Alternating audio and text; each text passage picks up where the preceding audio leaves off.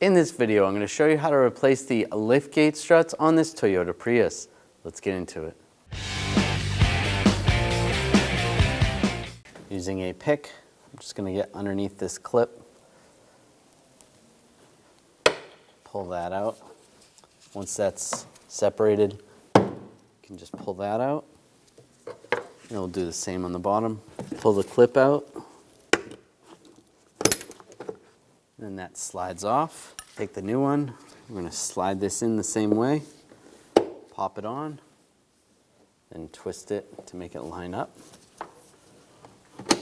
And lock it in place. You can do the same on the other side.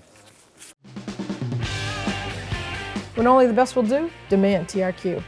The only company that lets you view before you do. TRQ is committed to offering the highest quality aftermarket auto parts that are engineered for peace of mind. Thanks for using and viewing with TRQ.